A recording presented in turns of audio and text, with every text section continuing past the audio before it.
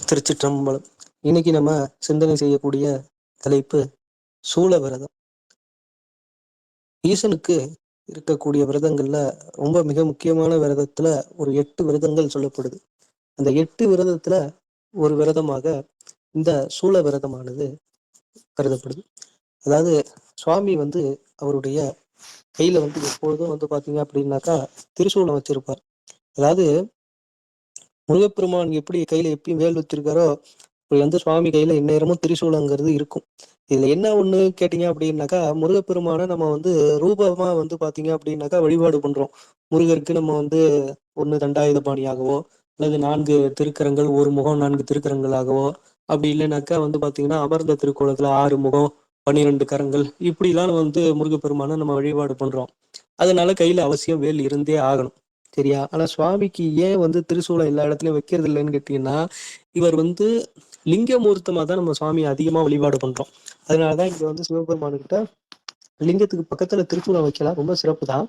இருந்தாலும் பாத்தீங்கன்னா நம்ம பொதுவா அதிகம் யாரும் யூஸ் பண்ணாததுக்கு காரணம் பாத்தீங்கன்னா லிங்க ரூபமா சுவாமி அதிகம் வழிபாடு பண்றதுனால நம்ம திரிசூலத்தை அதிகமா பயன்படுத்துறது. எப்படி முருகப்பெருமானுக்கு வேல் வழிபாடு எவ்வளவு ரொம்ப முக்கியமோ அது மாதிரி பாத்தீங்கன்னா இங்க ஈசனுக்கு திரிசூலம் ஒழுங்குது ரொம்ப முக்கியம். இந்த திரிசூலத்தை குறித்து ஒரு விரதம் இருக்கிறோம் இல்லையா, அந்த விரதம் தான் சூழ விரதம் அப்படின்னு சொல்றது. ரொம்ப மிக முக்கியமான விரதங்கள்ல இதுவும் ஒண்ணு. அதாவது மும்மலம்னு சொல்லக்கூடிய ஆணவம் கண்மம் மாயை இந்த மும்மலங்களையும் அழிக்கக்கூடியது இந்த திரிசூலம். அப்ப இந்த திரிசூல விரதம் இருக்கிறவர்களுக்கு என்னென்ன சூழ விரதம் இருந்தாக்க, அதாவது வியாதிகள் குணமாகிறது, அதுக்கு அடுத்தது பாத்தீங்கன்னா திருமண தடை நிவர்த்தி, அதுக்கு அடுத்தது புத்திர பாக்கியம் கிடைக்குது. இப்படி பாத்தீங்கன்னா என்னென்ன ப்ராப்ளங்கள் இருக்கோ எல்லா விதமான ப்ராப்ளங்களும் இதுல இந்த சூழ விரதம் இருக்கிறதுனால சால்வ் ஆகிடும். சரி, இந்த சூழ விரதம் என்னைக்கு இருக்கணும் அப்படிங்கிறது இருக்கு. இந்த சூழ விரதம் நித்தியபடியெல்லாம் இருக்க முடியாது, நினைச்ச நேரத்துக்குலாம் இருக்க முடியாது. வருடத்தில் ஒரே ஒரு நாள் தை அமாவாசை என்று இந்த சூழ விரதத்தை நம்ம கடைபிடிக்கலாம். சரி, இது சிவபெருமான் கையில இருக்கக்கூடிய திரிசூலத்தை நோக்கி இருக்கக்கூடிய விரதம் இந்த சூழ விரதம். தை அமாவாசை என்று ஒரு பிரதி வருடமும் தை மாசம் வரக்கூடிய அமாவாசை என்று இந்த சூழ விரதத்தை நம்ம கடைபிடிக்கலாம். சரி, விரதம் எப்படி இருக்கிறது அப்படிங்கிறத நான் இப்ப சொல்லிடுறேன். ஒண்ணு, முதல்ல காலையில சூரிய உதயத்துக்கு முன்பாகவே எந்திரிக்கிறது ரொம்ப சிறப்பு.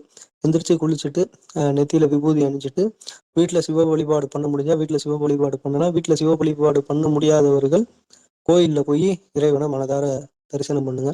கோவில்ல ஏதாவது கைங்கரியம் பண்ணுங்க. மிக முக்கியமாக உழவார பணி கோயில்ல பண்றது ரொம்ப விசேஷம். அப்படி இல்லைன்னா கோயில பிரகாரம் வளம் நமக்கு தெரிஞ்ச திருமுறைகள் ஏதாவது பாடிட்டு, இது எதுவுமே தெரியலன்னா கூட அங்க கோயில்ல ஒரு ஓரமா உட்காந்து பஞ்சாட்சர மந்திரத்தை சொல்லிட்டு, பஞ்சாட்சரங்கிறது நமச்சிவாயங்கிறது தான், அந்த பஞ்சாட்சர மந்திரத்தை சொல்லிட்டு வாங்க. அதே மாதிரி பாத்தீங்கன்னா உங்களுக்கு அந்த அன்னைய நாள் முழுக்க உணவு இல்லாம உபவாசம் இருக்கிறது ரொம்ப சிறப்பு. ஆஹ் ஃபுல்லா உபவாசம், அதாவது ஃபுல்லா விரதம் சாப்பிடாம இருக்க முடியாதவங்க எப்படியா ஏதாவது லேசா ஏதாவது பால் பழம் எளிமையான ஆகாரங்கள் ஏதாவது எடுத்துக்கிட்டு இருக்கலாம். நம்ம உடல் தான் முக்கியம். அதனால பாத்தீங்க அப்படின்னாக்கா இது அதுன்னு பார்க்க வேண்டாம். உடல்ல நமக்கு உங்களுக்கு தெரியும் இல்லையா நம்ம உடம்பு எப்படி இருக்கு அப்படின்னு. அதனால உங்க உடல் கண்டிஷனை பாருங்க. எல்லா விரதமும் இருக்க முடிஞ்சதுன்னா அது ஒரு தண்ணி கூட குடிக்காம முழு விரதமும் இருக்கலாம். முடியாதவர்கள் அதுக்குன்னு விதிவிலக்கு உண்டு. அது மாதிரி நீங்க இருந்துக்கிறதுனால இருந்துக்கலாம், ஒன்றும் தப்பு கிடையாது.